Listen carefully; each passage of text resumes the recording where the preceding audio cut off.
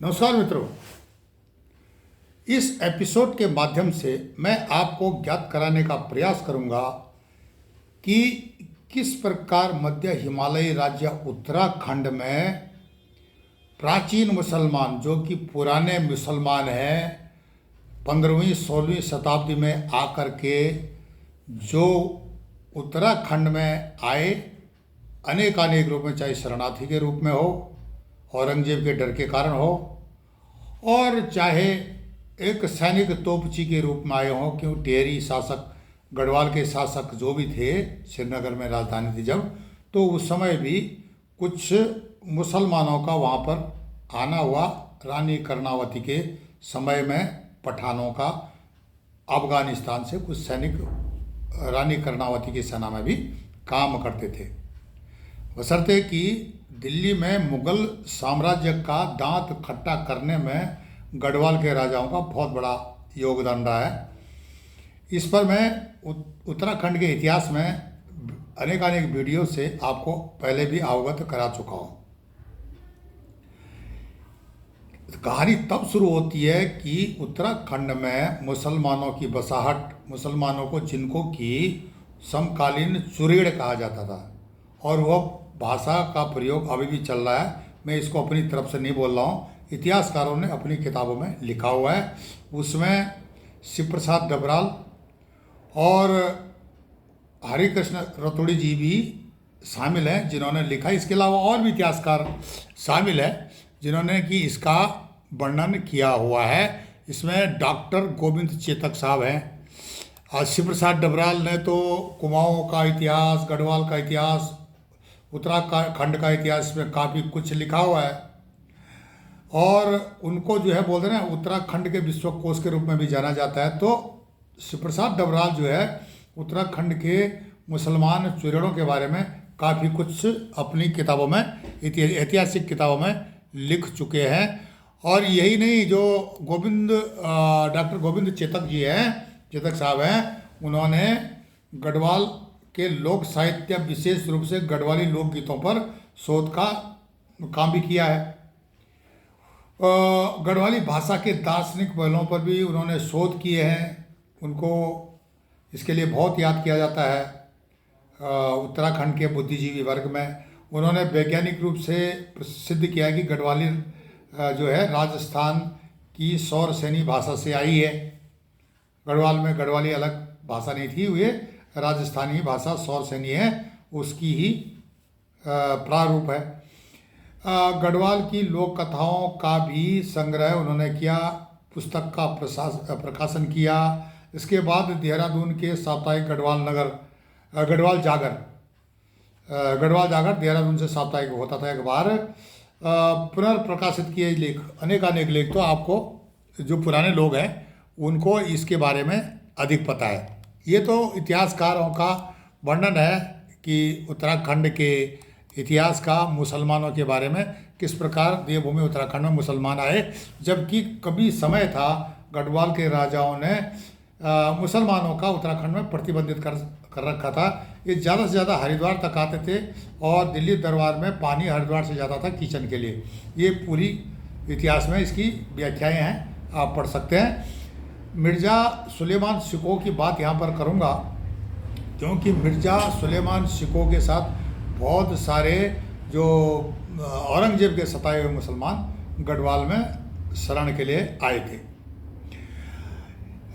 मुगल राजकुमार युवराज दारा शिकोह, सुलेमान शिकोह जो थे, यह युवराज थे और दारा शिकोह के सबसे बड़े बेटे थे। मतलब औरंगजेब का भतीजा था। मई 1662 में उनके चाचा औरंगजेब ने आदेश दिया था कि उनको ग्वालियर में उनको फांसी दी जाए, जब वे वहाँ से षड्यंत्र के तहत गढ़वाल के राजा के जो शरणागत थे, तो वहाँ से षड्यंत्र के तहत उनको निकाला गया।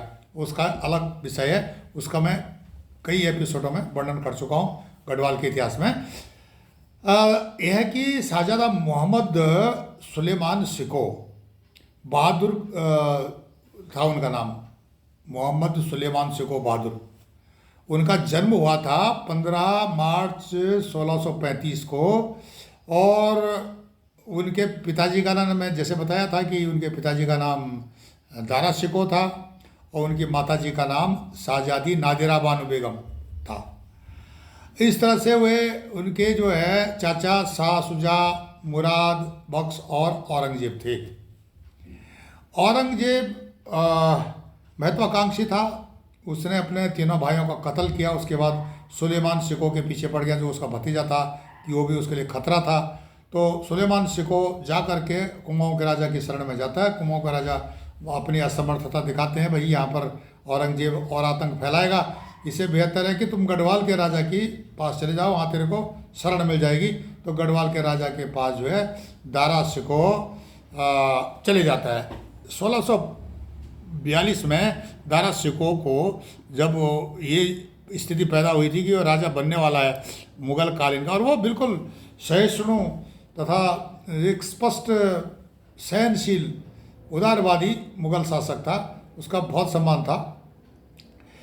क्या होता है कि 29 मई 1658 को सामूगढ़ की लड़ाई में दारा शिकोह की हार हो जाती है औरंगजेब से। और क्या होता है कि 1659 में गढ़वाल में कौन आ जाता शरण में?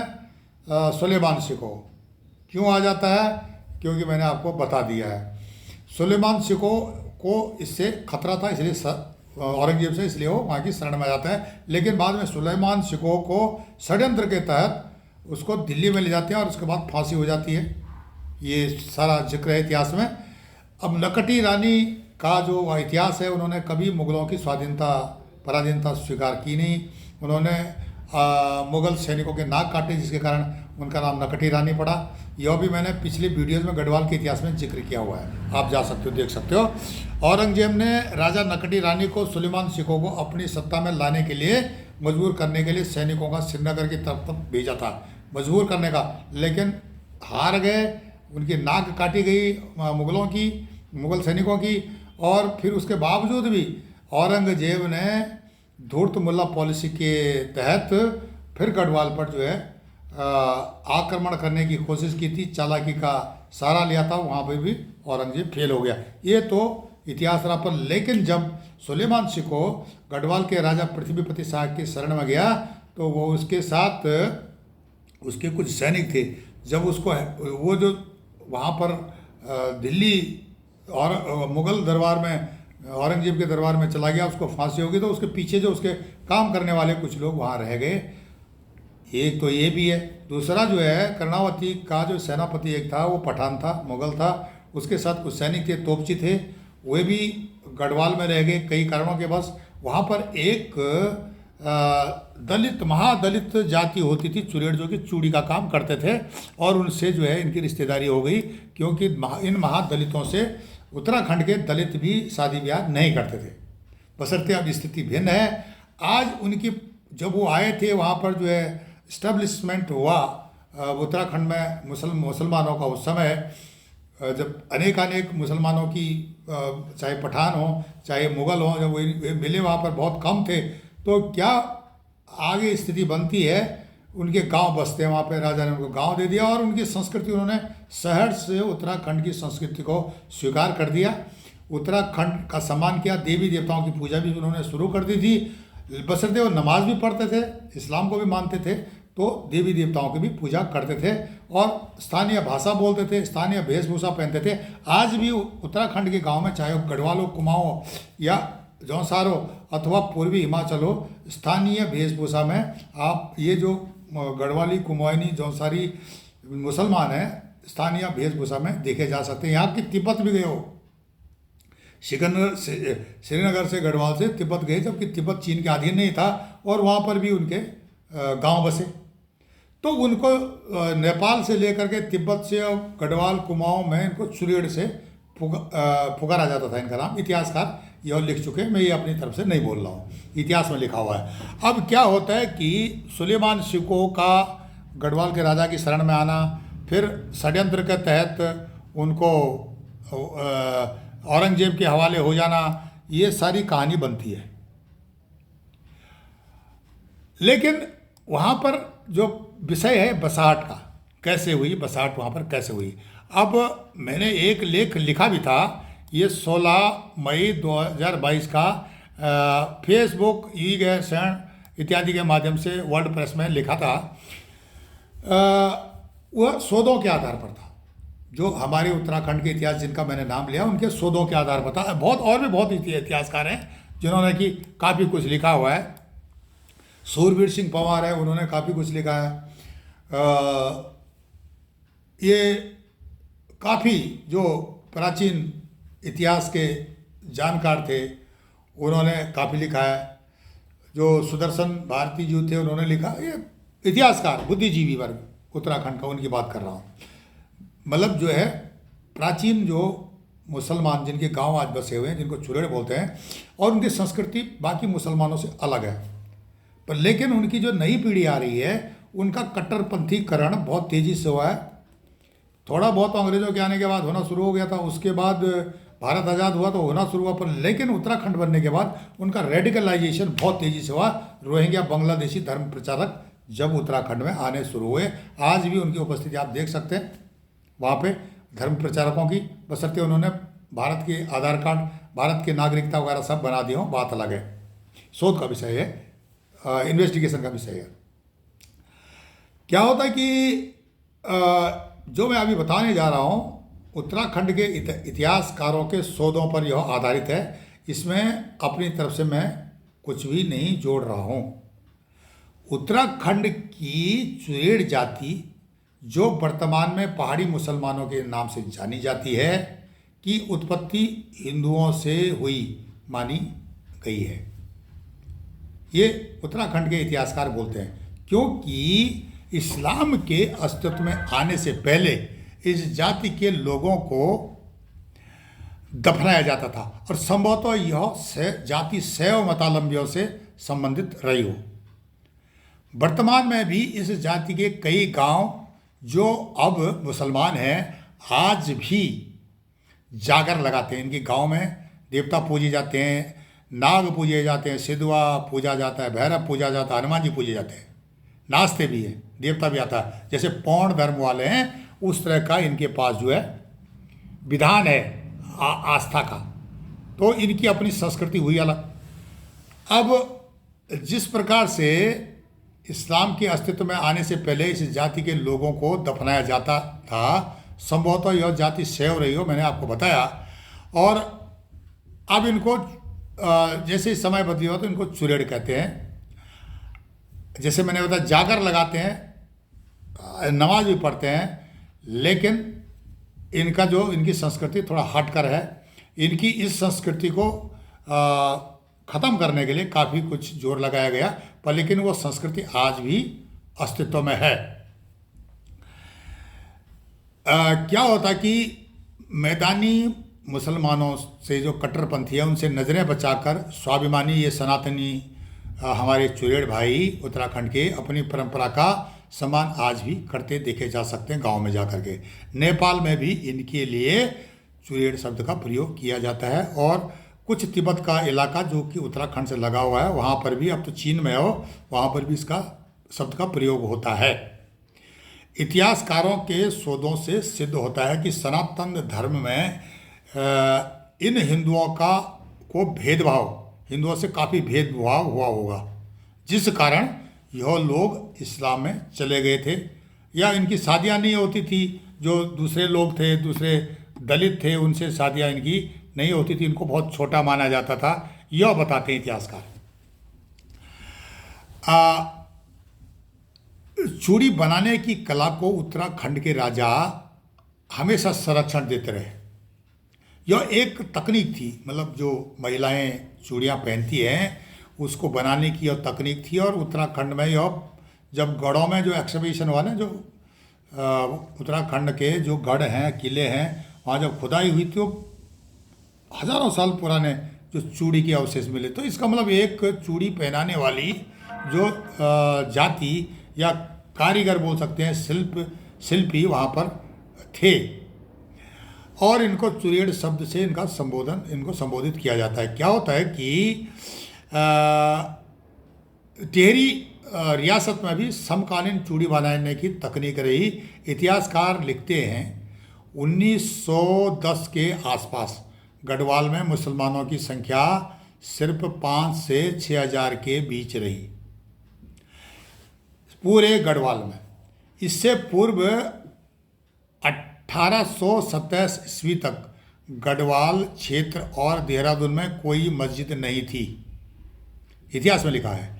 इतिहास में यह भी लिखा है कि नजीबाबाद का शासक नजीबुद्दौला, नजीबाबाद नज़दीक है गढ़वाल के, तो नजीबुद्दौला ने पश्चिमी उत्तराखंड में कुछ रोहिला मुसलमानों को बसाया था उसने। रोहिला मुसलमान मतलब जो तराई में या वहाँ पर मुग़लों का शासन था, रोहिला मुग़लों का साथ देते थे, तो यहाँ पर जो है उनका जो है अपना अस्तित्व था। 1827 ईस्वी तक गढ़वाल क्षेत्र में, देहरादून में कोई मस्जिद नहीं थी, कोई मस्जिद नहीं थी। नजीबुल्लाह लिखता है कि गढ़वाल नरेश प्रदीप शाह ने इनको वहाँ से भगा दिया, जो गढ़वाल से इनको बाद में भगा दिया था बसाने के बाद भी। इसका जो भी इतिहासकार रहा हो वो लिखा कि मतलब गढ़वाल का जो नरेश था प्रदीप शाह, इनको भगा दिया, आगे भी नहीं जाने देते इनको मतलब गढ़वाल की जो 4 धाम का एरिया मतलब प्रतिबंधित था। इतिहास में यह भी लिखा है कि कभी श्रीनगर गढ़वाल में 80 चुरेड़ मुसलमान गढ़वाल नरेश की स्वीकृति से छोटे मोटे व्यवसाय करते थे श्रीनगर में आकर के, गांव के नहीं, जो बाहर से जो मिक्स हो गए थे बाहर के मुसलमानों से। तो श्रीनगर गढ़वाल में मस्जिद का भी कोई नाम की कोई चीज़ थी नहीं। श्रीनगर गढ़वाल में, जो वर्तमान श्रीनगर गढ़वाल है, गढ़वाल यूनिवर्सिटी जहाँ है, वहाँ पर कोई मस्जिद नहीं थी। गढ़वाल नरेश, ये है बात लगभग 16वीं 17वीं शताब्दी की, और स्पष्ट नहीं है पर लेकिन 17वीं तक तो कोई मस्जिद थी नहीं। श्रीनगर गढ़वाल में मस्जिद नाम की कोई चीज़ का नहीं होना, इसका जिक्र आता है। गढ़वाल नरेश की सेना में भी तोप आदि के जानकार, तीरंदाजी में प्रशिक्षण देने वाले बाहरी मुस्लिम होते थे। वे चाहे रोहिला हों और चाहे वो पठान हों, ये सेना में ट्रेनिंग देने के लिए आते थे गढ़वाल के राजा के लिए। और क्या होता है कि इनका जो है, जब ये रहते रहते इनका जो है महादलित जो उस समय समकालीन थे, उनसे इनकी रिश्तेदारियां हो जाती हैं। और चुरेड़ों का सामाजिक जीवन उत्तराखंड में स्थापित हिंदुओं जैसा ही था, बिल्कुल वो हिंदू थे। अब जातिवाद था तो इसमें उनकी गलती कुछ थी नहीं, लेकिन वे हिंदू थे, शैव हिंदू थे, शैव दलित बोल सकते हैं। ये लोग जागर भी लगाते थे, आज भी लगाते हैं, कुछ गांव आज भी लगाते हैं। वहाँ पे मकान, आछरी, एड़ी, भराड़ी आदि की भी पूजा वे करते थे। चूड़ी बनाते समय झूठ मंत्र, एक झूठ मंत्र होता था, उसको बोला जाता था। मतलब जब चूड़ी बनती थी तो बोलते हैं कि जब चूड़ी झूठ बोलना पड़ता था तब जाके चूड़ी बनती थी। अब जो हिस्ट्री जनरेशन टू जनरेशन जो बताते हैं, जो पुराने लोग बताते थे, मेरे से पहले के लोग, सीनियर लोग, वो बताते थे। गढ़वाली में मैं बताऊंगा आपको, ये मंत्र बोला जाता था तब जाके चूड़ी ठीक से बनती थी। अब मैं बोलूँगा मंत्र को। अंग्यार कटाल में घुगुतियो ब्यायो चो, 9 माणों को घ्यू लाग्यू छो, लाग रे चूड़ी का पाग लाग लाग लाग। ये मंत्र, अंग्यार का डाल में घुगुतो ब्यायो छो, 9 माणों को घ्यू लाग्यू छो, लाग रे चूड़ी का पाग लाग लाग लाग। मतलब अंग्यार एक वनस्पति का पेड़ है, एक पेड़ है, उत्तराखंड में होती है अंग्यार। उसके डाल पर घुघुती होती है, कबूतर, लाल कबूतर, उसके बच्चे हो रखे हैं, मतलब अंडे नहीं हो रखे हैं, बच्चे हो रखे हैं। 9 माणों को घी लग, अब उसमें घी भी निकल रहा है, दूध निकल रहा है, घी लग रहा है। तो जो असंभव चीज़ है वो झूठ है। तो लाग रे चूड़ी का पाग लाग लाग, मतलब जल्दी से ये मंत्र हमारा काम करे, ये कहने का मतलब था। तो उस समय ये किंवदंती हिस्ट्री जनरेशन टू जनरेशन हमने भी देखा है, सुना है। और जो चूड़ी के बनने के जो जगह थी वो उनके गांव में थी। अब तकरीबन वो ख़त्म हो चुका है, वो सिस्टम ख़त्म हो गया है। कुमाऊं के राजा ने भी अपनी सेना में गढ़वाल के राजा की तरह बाहरी मुसलमान सैनिकों को रखा था। यह लोग बाद में कुमाऊनी संस्कृति के हिसाब से पूजा पाठ जागर आदि लगाने शुरू कर दिया। स्थानीय देवी देवताओं की पूजा ये लोग किया करते थे।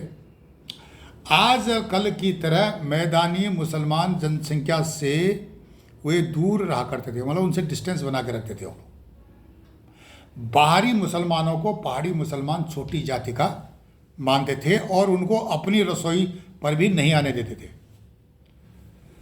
कुछ कश्मीरी गुज्जर गढ़वाल की खो एवं मालिनी नदी, खो और मालिनी नदी के किनारे चरवाहे बनकर आए थे और बाद में वे भी वहाँ के बनकर रह गए, वे भी मिक्स हो गए इनके साथ। ये भी जो है फिर गांव बसने शुरू हो गए थे, पहले तो थे। आज स्थिति भिन्न है। अब इस तरह से बसाहट हुई वहाँ जो गांव है और उत्तराखंड की संस्कृति में वो आ गए। आज बशर्ते कि उनकी जो संस्कृति उन्होंने स्टैब्लिश की बनाई उस पर कुठारघात हो रहा है, उसको बचाना बहुत मुश्किल हो रहा है, क्योंकि रेडिकलाइजेशन कट्टरपंथीकरण के उद्देश्य से, और जैसे आप सुन रहे हो आजकल देवबंद में गजवा हिंद का जो कॉन्सेप्ट चला है उसके चलते हुए इनकी संस्कृति पर प्रहार होना स्वाभाविक है। वे भी इस चीज़ से दुखी है कि हमारी संस्कृति बचे रहे।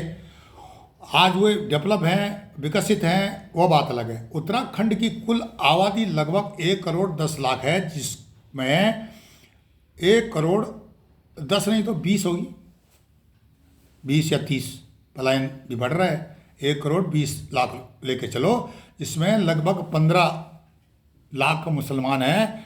अब हम लगा सकते हैं कि 15% उत्तराखंड में मुसलमान हो चुके हैं। 15%, 100 में 15 मुसलमान हैं। उत्तराखंड में सबसे अधिक मुस्लिम आबादी आज जो है रेडिकलाइजेशन के उद्देश्य से या डेमोग्राफी चेंज करने के उद्देश्य से हरिद्वार में 7 लाख है, सबसे ज़्यादा हरिद्वार में है, जो कि सनातनियों की पवित्र नगरी है, माया नगरी है, और कुंभ का मेला भी लगता है वहाँ पे। वहाँ पर 35% मुसलमान हो गए हैं। इसके बाद उधम सिंह नगर है, जहाँ लगभग 4 लाख मुस्लिम, यानी लगभग 24-23% हो गई आबादी। तीसरे नंबर पर नैनीताल है, जहाँ पर 13 से 14% के बीच है। चौथे नंबर पर देहरादून है, जिसकी 15% है, और 5वें नंबर पर पौड़ी है, जिसकी 6% हो गई आबादी। रोहिंग्या और बांग्लादेशियों के आने के बाद यह जो आबादी का आंकड़ा बहुत अचंभा करने वाला विषय है, बहुत तेज़ी से आश्चर्यजनक तरीके से बढ़ा है।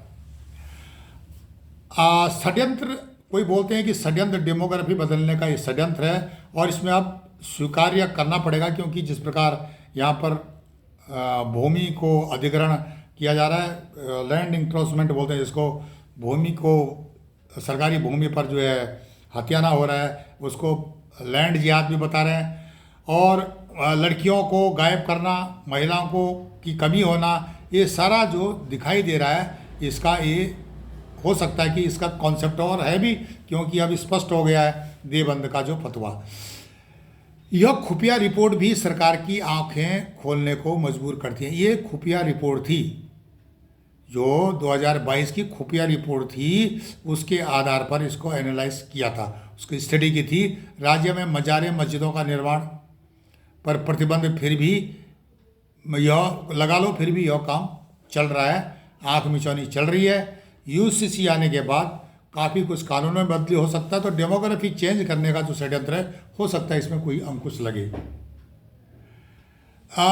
ये तो यहाँ पर एक प्रकार से ये राष्ट्र के राष्ट्रीय मुद्दा है और स्टेट का भी मुद्दा हो सकता है, लेकिन संस्कृति जिस प्रकार से जो गढ़वाली कुमानी जौनसारी मुसलमान हैं, जो कि 400-500 वर्षों से वहाँ पर रहे हैं, उनके देवी देवता भी वही पौण धर्म के देवी देवता हो गए हैं। वे देवता भी पूजते हैं, वे गौरिया देवता को पूजते हैं, वे भैरव को पूजते हैं, नाग देवता सिद्धनाथ को पूजते हैं, वे जैसे हिंदू दिया जलाते हैं उस तरह से जलाते हैं, नाचते भी हैं। तो उनकी एक संस्कृति अपनी, उनका पहनावा भी, लवा पहनते थे, काली चादर भी पहनते थे, गढ़वाली किस्म के या कुमायूनी किस्म के वस्त्रों को वो पहनते थे, उनकी भाषा बोलते थे, कोई बुर्का सिस्टम नहीं था, और जैसे ये पहचानना मुश्किल था कि ये हिंदू है या मुसलमान है। रिश्तों से बात करते थे, स्थानीय मुसलमान स्थानीय हिंदू रिश्तों से बात करते थे, सम्मान एक दूसरे का देते थे। लेकिन अभी स्थिति जब से बाहर के मुसलमान वहाँ पर घुसपैठ हुई है, उसके बाद वहाँ पर जो है थोड़ा स्थिति भिन्न हो गई है, रेडिकलाइजेशन हो गया। जो लोग बाहर गए उन्होंने मदरसों में शिक्षा लेनी शुरू की और उसका प्रभाव वहाँ पर भी साफ साफ देखा जा सकता है। अब विषय ये हो गया कि रोहिंग्या और बांग्लादेशियों ने तो और भी वहाँ पर काफ़ी कुछ कर दिया है। साफ हल्द्वानी नज़र आ रहा है, रामनगर नज़र आ रहा है। यह सब स्थिति होने के बाद वो तो विषय है समाज का, देश का, राज्य का, लेकिन जो सांस्कृतिक जो प्रहार हो रहा है, सांस्कृतिक धरोहर नष्ट हो रही है, वो उत्तराखंड के जो पुराने मुसलमान हैं उनकी संस्कृति पर कुठारघात हो रहा है। इससे वे लोग भी दुखी है, वे नहीं चाहते हैं कि उनकी संस्कृति नष्ट हो, और उनकी संस्कृति को नष्ट करने के लिए बाहर के जो घुसपैठिए हैं उनका बहुत बड़ा योगदान रहा। उनका विरोध भी नहीं कर सकते हैं। यूँ अगर उनका विरोध करेंगे तो वो उनके कई इंटरेस्ट हैं उनसे जुड़े हुए हैं, और विरोध करेंगे तो उनको नुकसान होगा। पर लेकिन अंदर ही अंदर ज़रूर उनके लिए कुछ ना कुछ दुख का विषय है। तो आपको यह मेरा वीडियो कैसा लगा, आप अपने कमेंट्स दें। हमारे चैनल ई-गैर को लाइक करें, सब्सक्राइब करें, कमेंट्स करें और शेयर करें। यह जितनी भी बातें बताई मैंने, ये प्राचीन इतिहासकारों के जो लेख हैं उनके आधार पर संक्षिप्त करके मैंने बताने का आपको प्रयास किया। तब तक के लिए नमस्कार, धन्यवाद।